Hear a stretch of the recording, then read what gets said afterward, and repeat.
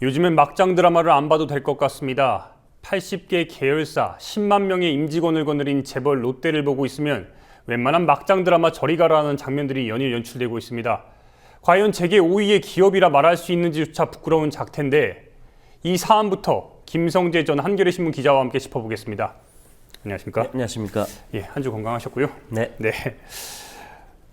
골육상쟁이란 말이 요즘에 많이 회자되고 있습니다. 네. 바로 롯데를 지금 지칭해서 하는 말인데 지금 롯데 사태에 대해서 언론 보도들이 연일 지금 터지고 있는데 어떻게 보도하고 있습니까? 네. 골육상쟁 정말 약간 섬뜩한 그런 섬찟한 용어고요. 예전에 왕자의 난이라는 표현을 많이 썼고요. 지금은 장남의 난 또 이런 얘기들 많이 합니다. 기본적으로 롯데라는 기업의 소유권, 경영권을 놓고 가족끼리 싸우고 있는 싸움질을 하고 있는 이러한 정말 부끄럽고 이런 모습인데요.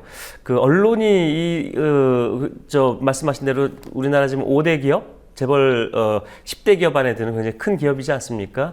이 기업이 한국 경제에 미친 영향이 굉장히 크죠. 대기업들이. 재벌 대기업들은 그동안 굉장히 정부의 큰 특혜를 받고 커가면서 한국 경제를 굉장히 예전에는 이끌었고요. 산업 우리가 산업을 발전시키던 70년대, 80년대는 지금은 여러 가지 악순환을 일으키고 있습니다만 어쨌든 재벌 대기업의 역할은 굉장히 한국 경제에서 큰 비중을 차지하는데 이 재벌 기업에서 벌어지고 있는 이 추악한 집안 싸움에 대해서 언론이 어떤 식의 보도를 지금 하고 있냐면 이런 거를 경마식 보도라고도 할 수 있고요. 옐로우 저널리즘이라고도 이제 많이들 하는데 집안 싸움으로 몰고 가는 겁니다. 제가 보기 독자들은 굉장히 재밌어해요.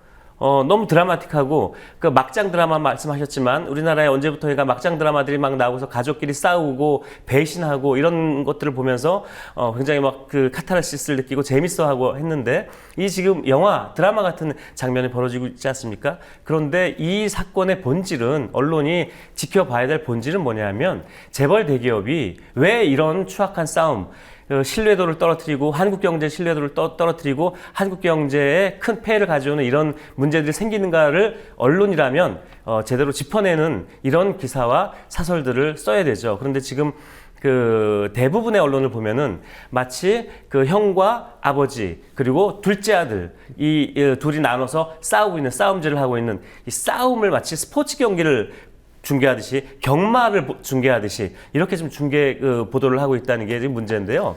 실제로 어떻게 보도하고 있는지 실제로 어떻게 보도하고 있는지를 한번 보면서 말씀드릴게요. 네, 화면 보시면서. 네, 조선일보가 지금 롯데 사태는 사실은 지난주 화요일부터 언론에 보도됐고요. 수요일자부터 조간신문에서 보도가 되기 시작했는데 벌써 한 일주일이 지났습니다만은 이번 주에 나온 보도 나온 것들만 쭉 보면요.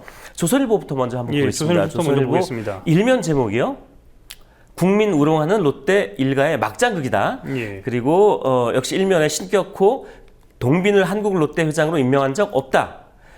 또 안쪽으로 넘어가면요. 4년 전에 자신이 승진시켜놓고 차남 임명한 적 없다 말한 신격호. 이런 식으로 지금 계속 마치 무슨 진실 공방을 하듯이 한쪽과 다른 한쪽에 이렇게 보도를 했고요. 그 다음 화요일자를 보면요. 신동빈 지시서가 효력이 없다. 3부자 대면은 5분 만에 끝났다. 또 차남 다녀왔습니다. 아버지는 어디 경영권 얘기는 없었다. 무슨 드라마를 지금 보도를 하고 있는 것 같죠. 막장 드라마를. 신동빈은 수원사업 롯데월드타워 107층에 올라가서 나를 믿고 따르라. 또 신격호 중국에서 왜 1조 적자 냈나 앞으로 나타나지 마라 고함을 질렀다. 이런 제목을 뽑았고요. 어제자 보겠습니다. 어제자는 두 이름의 신격호 특혜로 탄생한 롯데 이렇게 가다가요. 그리고 8월 6일 오늘자 조선일보를 보면요. 이제 롯데 지배구조 밝혀라. 정부가 본격 개입에 나섰다라는 기사를 썼고요. 조선일보 기사를 쭉 보면은 조선일보가 특히 잘하는 보도 스타일이 이런 겁니다. 그러니까 굉장히 중요한 순간에 상대방의 이제 논쟁이 벌어지고 있을 때, 갈등이 벌어지고 이럴 때 한쪽에서 얘기한 발언을 더블 쿼트 인용 보호를 딱 따서 제목을 보도합니다. 제목이 앞뒤 문맥을 일단 다 맥락을 자르는 거죠. 맥락을 자르고 발언만 딱 놓고 보면 그걸 보는 독자들은요 굉장히 재밌어져요. 이야기가 재밌어지는 겁니다. 영화의 한 대목, 왜 영화에 아주 유명한 그런 대목들 하나씩 딱 따지 않습니까? 그런 대목을 딱 따서 그 한 것처럼 독자들은 막 재밌는 이야기 속으로 막 빠져들고 이런 느낌을 받게 되는 거죠. 조선일보가 이제 그 잘 다는 제목이 이런 스타일의 제목인데 그 문제는 뭐냐면 맥락을 다 잘라버리기 때문에 전체적인 이 사건의 본질이 뭔지는 독자들이 눈치채기가 힘들다는 거죠. 자, 중앙일보도 한번 보겠습니다. 제가 예. 왜 조선일보하고 중앙일보를 보여드릴 텐데, 중앙일보가 뭐 사실 조선일보도 마찬가지고 동아일보도 마찬가지겠지만은 중앙일보도 마찬가지입니다. 사실은 롯데 그 재벌 대기업처럼 이렇게 이 세계 언론사들이 다 그 족벌 경영을 하는 이런 기업들이죠. 그래서 또 어떻게 보면 비슷한 점이 굉장히 많습니다. 특히나 중앙일보는 삼성과 굉장히 관련이 있는 그 언론사이기 때문에 이런 재벌 대기업의 문제, 재벌 대기업의 뭐라고 할까요? 소유 구조, 지배 구조, 이런 문제에 대해서 굉장히 민감한 언론이 바로 중앙일보인데요. 네, 중앙일보가 그렇죠. 어떻게 보도했는지 한번 훑어볼게요. 월요일 날 보도가 일면 톱입니다. 신동빈 세키가 하라식 결전 준비 중이다. 이런 제목을 일면 톱으로 붙였어요. 세키가 하라식이라는 게 뭐냐면 그 밑에 붙여놨는데, 도쿠가와가 일본 통일 완성 후 전투. 그러니까 일본에서 막부 시대에 그 사무라이들이 막 싸움질을 하는 그때 그 전투를 에서 나온 그 표현을 빌어가지고 세키가 하라식, 발음도 잘 안 됩니다. 일본 말이라서 결전을 준비 중이다. 네. 굉장히 무슨 뭐 일본 그 사무라이 그 드라마나 영화를 보는 것 같은 이런 느낌을 주죠. 같은 날 사면에서는요, 결전 앞둔 신동빈의 핵심 3인 이인원, 황각규 그리고 스쿠다. 이건 또 어떤 느낌을 주냐면요. 이 기사의 밑에 사진이 쭉 나오는데 뭐 검정색 선글라스를 낀 그런 얼굴도 나오고요. 굉장히 막 진지한 이런 남성들의 얼굴이 쭉 나오면서 마치 일본의 조폭 야쿠자의 어떤 무슨 조폭의 내분, 이런 것들을 보여주는 듯한 이런 기사를 올렸습니다. 자, 다른 날 제목도 볼게요. 8월 4일입니다. 신격호 손가락 경영의 비극이다. 또 같은 날은요, 한 명이 항복해야 끝난 게임, 루비콘 강 건넌 두 형제.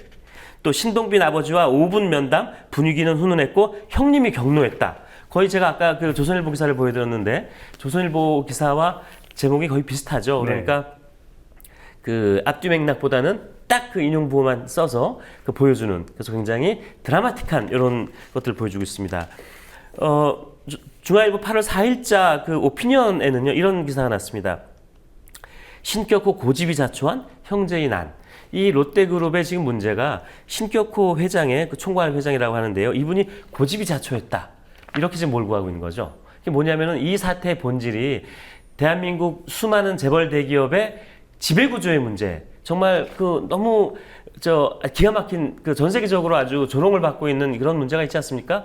롯데만 해도 이 신격호와 그 자식들, 그 일가의 지분을 다 합쳐도 2%밖에 안 되는데 2%밖에 가지고 있지 않은 신격호 일가가 480개나 되는 순환 출자 고리를 가지고 있고 80개가 넘는 기업을 다 지배하고 있다. 이게 삼성도 마찬가지고 뭐 LG도 마찬가지고 대부분의 현대도 마찬가지고요. 우리나라 대기업들의 아주 고질적인 악패죠. 이런 것들을 가지고 있는 그런 문제들을 가지고 있는데, 이 중앙일보의 이철호 논설위원이라는 부분, 신격호 고집이 자초했다. 이렇게 그 사태의 본질을 엉뚱한 대로 지금 몰고 가고 있죠. 중앙일보가 저는 아까 말씀드린 대로 굉장히 이 재벌 구조, 지배 구조에 굉장히 예민한 그런 언론이기 때문에 이런 제목의 칼럼이 나오지 않나 싶은데요. 자, 수요일자, 목요일자 제목도 잠깐만 보겠습니다. 예. 수요일자 중앙일보 일면이 롯데 사장단 37명 신동빈을 지지했다. 이제는 그 일가 안에서 형과 동생, 아버지와 둘째 아들의 싸움을 이제 더 벗어나서 이제는 뭐 사장단이 한쪽을 지지하고 또 뭐 그다음에 또 노조가 어디를 지지하고 이런 식의 패거리들이 나눠서 싸움질을 하는 정말 재미있는 싸움질의 이제 그런 장면들을 지금 보여주고 있는 거죠. 네. 일단 이렇게 되면은 지금 뭐 동아일보 이야기도 살짝 궁금하긴 한데 어떻게 보면 제가 볼 때 결이 비슷할 것 같고, 네네. 소위 얘기하는 이제 진보지들은 어떻게 다뤘는지 좀 궁금합니다. 그나마 이제 족벌, 재벌, 세습 기업들과 연관이 돼 있지 않은 그 신문사들은요, 한겨레라든지 경향신문은 아시다시피 그 사주 들이 운영하는 걸로, 그러니까 직원들이 그 사주조합을 만들어서 운영을 하고 있고요. 한겨레도 이제 그 시민들이 투자를 해서 투자가 아니라 자금을 이제 내서 이제 운영을 하고 있고요. 사주조합도 같이 운영하고, 그러니까 재벌 기업들과의 관련이 굉장히 낮은 그런 그 언론들이죠. 이런 언론들은 그나마 제가 보기에 이제 그런 문제를 짚고 있는 것 같아요. 제가 아까 중앙일보 기사 중에 하나를 꼭 보여주고 싶은 기사가 있었는데 제가 빼먹었는데, 뭐냐면은 8월 6일 오늘자 그 사설입니다. 중앙일보 사설의 제목이 재벌개혁 법과 제도만으로는 안 된다. 이런 제목의 그 사설을 썼어요. 이 사설의 그 중간 제목은 뭐냐면은 재벌개혁론으로 확대되는 롯데 사태. 법과 제도로 하는 재벌개혁은 한계가 있다. 바람직한 재벌의 미래상을 고민할 때. 이 사설의 전체적인 취지가 뭐냐면 아까 말씀드린 신격호 고집이 자초했다. 이런 취지입니다. 재벌 개혁을 하려면요, 제도와 법으로 할 수 있는 데 굉장히 많습니다. 이 재벌 지금 문제의 핵심이 아시겠지만 그 순환 출자 아닙니까? 네. 순환 출자라든지 그 일감 몰아주기라든지 뭐 이런 문제들, 그러니까 공정거래법과 그 민법이라든지 법으로 또 제도를 그 고쳐서 이런 문제들을 해결할 수 있는 가능성이 굉장히 높거든요. 근데 삼성 계열사라고 하기엔 좀 그렇죠. 삼성 관계사인 중앙일보는 법과 제도로는 안 된다는 거죠. 법과 제도로는 안 되고 그 재벌가의 자녀들이 좀 양심적으로 이런 싸움질 하지 말고 잘 지내서 이런 문제를 해결하자. 이렇게 지금 그 본질을 은폐하고 호도하는 이런 이제 사설을 썼고요. 그나마 이제 한겨레 그 8월 6일자 그 사설을 하나 보겠습니다. 네. 롯데 사태로 분출한 재벌 개혁론 실행이 중요하다. 이런 이제 사설이 나왔는데요. 이게 이제 본질을 정확히 짚고 있는 거죠. 우리 사회 지금 경제민주화 얘기를 하면서, 경제민주화 하면은 가장 큰 그 주제가 토픽이 바로 재벌개혁 아닙니까? 재벌개혁 어떻게 할 것이냐. 순환출자 막아야 되고, 그래서 삼성은 정말 이건희 일가가 정말 0.몇 %밖에 안 되는 그 지분을 가지고 에버랜드, 무슨 삼성생명, 또 얼마 전에 합병한 삼성물산과 그 어디죠? 제일모직 같은 이런 몇 개 회사를 아주 적은 그런 그 지분을 가지고 전체 삼성그룹을 좌지우지하고 있고요. 또는 삼성 일가에 굉장히 유리한 예전에 큰 문제가 됐던 BW를 발행한 단지에서 굉장히 그 세금을 내지 않고 큰 그 지분을 몰아주기도 하고요. 현대나 LG 같은 경우는 그 하청업체를 제대로 돈을 주지 않고 하청업체를 부린다든지, 또는 자기 계열사에 일감을 몰아줌으로써 계열사를 키워서 그 재벌 체제를 유지한다든지 이런 것들을 하고 있지 않습니까? 이런 재벌들의 이게 개혁을 해야 된다. 재벌 개혁을 해야 된다. 경제 민주화를 빨리 해야 된다. 이런 문제를 지금 한겨레 사설이 짚고 있는 건데요. 상대적으로 한겨레나 경향 같은 언론들은 이제 이런 문제의 본질을 지적을 하면서 사설뿐만 아니라요, 그동안 나왔던 한겨레 기사들을 보면은 스트레이트 기사, 일면 기사나 사면 종합면 기사에서도 이런 문제들 계속 지적하고 있습니다. 재벌 자식들의 이 싸움이 본질이 아니다. 이거는 재벌의 문제다. 그래서 이 재벌 개혁을 정부와 또 정당이 또 시민단체가 나서서 이 재벌 개혁에 나서야 된다라는 지점들을 계속 지적하는 기사들을 내고 있습니다. 네. 일단은 롯데 사태 쉽게 진정이 되지는 않을 것 같은데, 언론 보도 역시 계속해서 한번 지켜보겠습니다.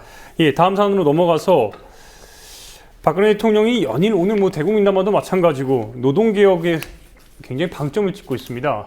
이러다 보니까 대통령이 이 발언에 맞춰서 지금 네. 언론 보도 역시 지금 굉장히 다양하게 나오고 있는 것 같은데, 네. 이 부분도 한번 짚어주시죠. 네, 그동안 노동개혁 박근혜 대통령이 언급을 했는데요. 노동개혁에 대해서 대체로 언론들이 노동개혁이 굉장히 필요하다는, 박근혜 대통령이 노동개혁론을 강조하고 옹호하는 그런 기사들을 많이 썼는데, 오늘 이제 드디어 대국민 담화에서 노동개혁론의 구체적인 이야기를 박근혜 대통령이 직접 자기 입으로 얘기를 했습니다. 그 핵심은 뭐 임금 피크제라든지 이런 걸 통해서 청년 실업을 해소하겠다 이제 뭐 이런 내용들이 주로 많이 나왔고요. 어쨌든 근데 이 노동개혁론의 핵심은 노동시장을 유연화하겠다는 거죠. 쉽게 해고한다든지 해서 그 해고한 자리에 또 다른 그 청년 일자리를 만든다든지 하겠다. 노동시장을 유연화하겠다. 뭐 이런 게 이제 아마 제가 뭐 핵심인 것 같은데. 이 문제에 대해서 오늘 이제 오전에 이제 발표를 했기 때문에 내일 조간이 어떻게 나올지 궁금하긴 합니다만 제가 보기에는 아마 예상대로 나오지 않을까 싶은데 지면에는 이제 아직 반영이 되지 않고 기사들은 이제 쭉 떴습니다. 그래서 조선일보와 다른 신문들 이 오늘 노동 개혁을 강조한 대국민 담화를 어떻게 보도했는지를 한번 짚고 넘어가 보면은요.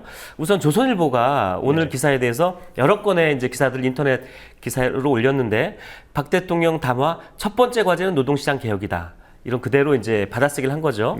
역시 이제 계속 박 대통령 담화가 경제 전반 대수술이 필요하고 첫 번째 과제는 노동시장 개혁이다. 또 박 대통령이 노동개혁을 강조하면서 금년 중에 모든 공공기관에서 임금 피크제를 도입하겠다라고 썼고요. 오늘 대국민 담화가 노동개혁 필요성을 호소할 듯이라고 대국민 담화 하기 직전에 예상 기사를 썼습니다. 대체로 조선일보는 이 발표가 대국민 담화가 나간 직후에 노동개혁의 필요성이라든지 당위성이라든지 이런 부분들을 그대로 받아 쓰는 보도를 했고요.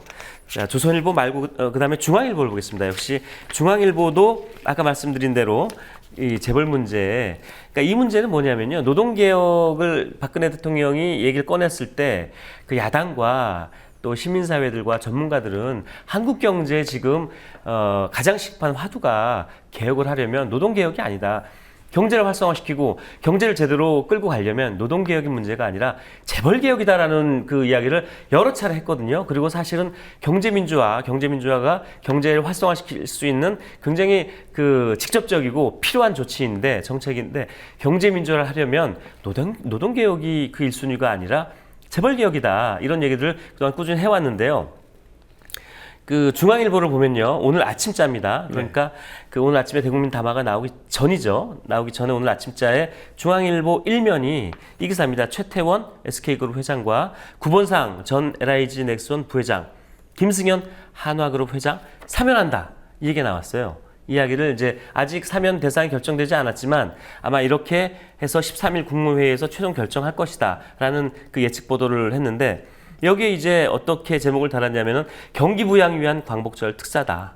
이런 제목을 달았거든요. 그래서 재벌 개혁 이야기를 지금 롯데그룹 때문에 재벌 개혁 이야기가 지금 불거져나오고 터져나오고 있는데 이 와중에도 중앙일보는 대기업 회장들, 김승현 회장이나 최태원 회장들의 사면, 그리고 그게 경기 부양을 위해서 굉장히 필요하다라는 식의 보도를 아침에 띄웠고요. 그리고 나서 중앙일보가 박근혜 대통령 담화를 보고 나서 쓴 기사들이 거의 비슷한 기사들이죠.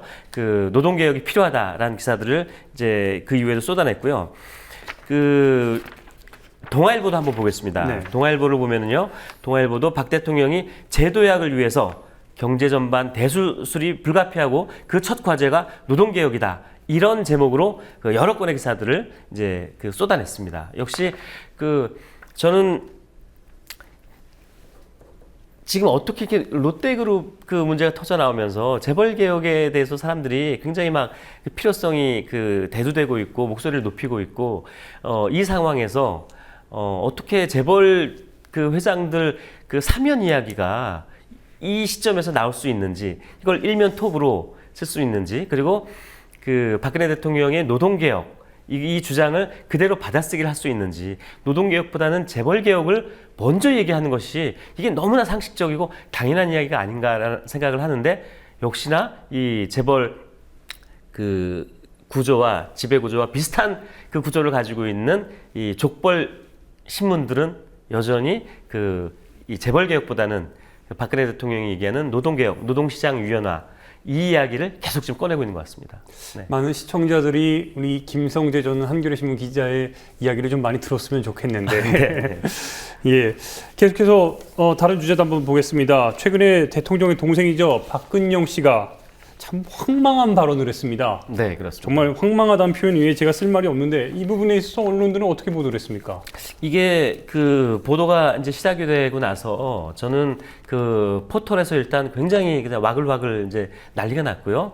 그게 다시 SNS로 퍼지면서 저도 SNS를 하는데 SNS에 뭐 거의 도배가 되다시피, 왜냐하면 말씀하신 것처럼 아주 황망하고, 그러니까 박근영 씨가 친일을 넘어서 숭일이다, 일본을 정말 숭배하는 게 아니냐, 어떻게, 그리고 대통령의, 지금 현직 대통령의 친여동생 아닙니까? 네. 친여동생의 입에서, 가족의 입에서 그 위안부를 그 위안부에 대한 이런 정말 그 황당한 발언, 그리고 천황폐하다라는 식의 발언, 이 얘기는 뭐냐면요, 이거는 그 일본 식민 지배를 옹호하고, 옹호를 넘어서 찬양하고 하는 그 뉴라이트에서 지금 그 예전부터 많이 했던 얘기들 아닙니까? 한국의 근대화가 일본 식민지 덕분이다, 이런 발언과 맥이 닿아 있고요. 이걸 넘어서 요즘에 왜 그 암살이라는 영화가 네. 굉장히 큰 인기를 끌고 있고 1,000만 돌파를 뭐 그 눈앞에 두고 있다고 하는데, 암살 그 영화의 줄거리가 그거 아닙니까? 친일파들을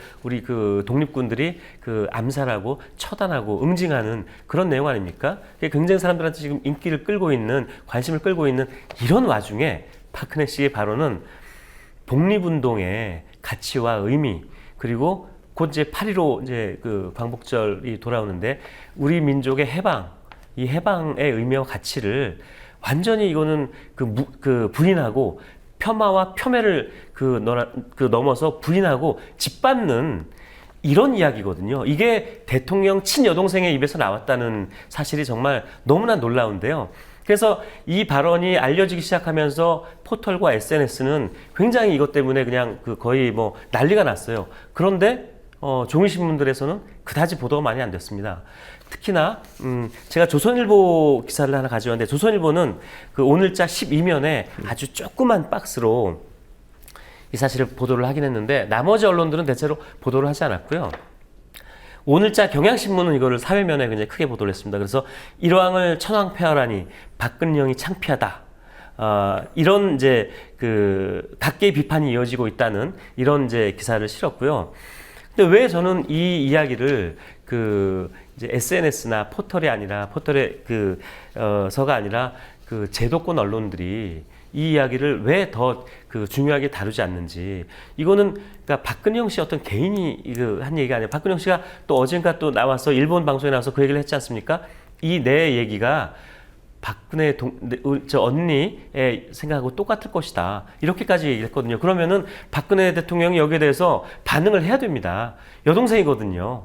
근데 아무튼 그 문제를 떠나서 왜 언론이 이 문제를 좀 더 진지하게 다루지 않는지, 전 약간 그게 좀 실망스럽습니다. 네.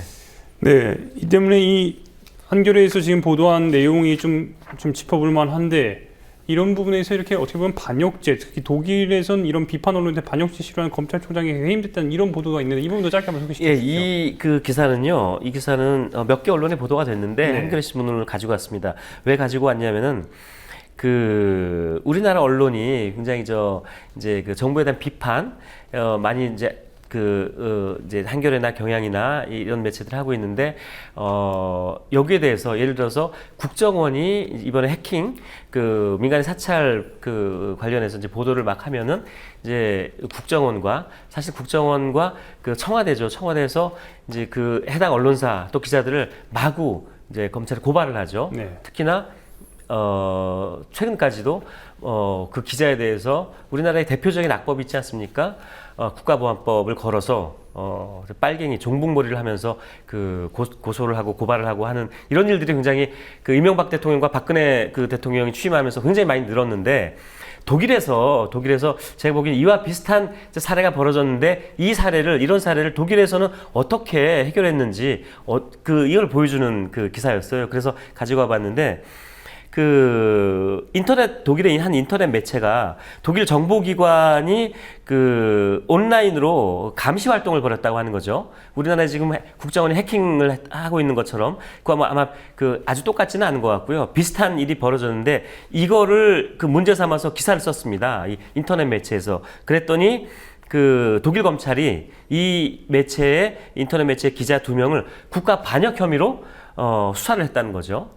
그러니까 우리나라에서 국가보안법 걸어서 수사하는 것처럼 우리나라는 국가보안법 걸면 꼼짝 못 하잖아요. 여기서는 국가반역법이었습니다. 걸어서 수사를 했는데 여기에 대해서 이제 여론이 들끓기 시작하는 거예요. 그래서 결국엔 이 비판 언론에 반역죄를 씌우려고 했던 이 검찰총장을 독일 메르켈 총리가 해임했다는 이런 기사입니다. 저는 이 기사를 보고 한국과 어떻게 이렇게 다를 수가 있을까? 좀 그 용기 있게 독일에서는 비판 언론이 비판을 했고 이거를 검찰이 수사를 하려고 하니까 정부에서 수상이 메르켈 총리가 이 검찰총장을 해임했다.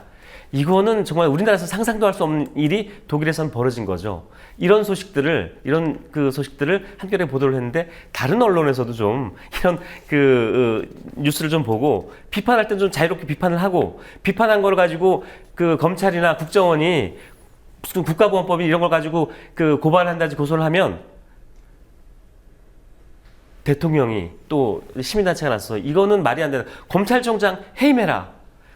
이거를 그대로 보고 국정원이 이런 국민들 해킹하고 하는 거를 대통령이 아무 말 하지 않고 있으면은 언론이 나와서 검찰총장, 국정원장 해임하고 나아가서 박근혜 대통령 왜 여기에서 책임지지 않느냐, 탄핵해야 되는 거 아니냐, 라는 이야기를 왜 언론들이 당당하고 자신있게 하지 못하는지 좀 부끄럽고 자괴감이 든다는 거죠. 네. 예. 오늘은 여기까지 듣겠습니다. 네. 오늘 말씀 고맙습니다. 고맙습니다.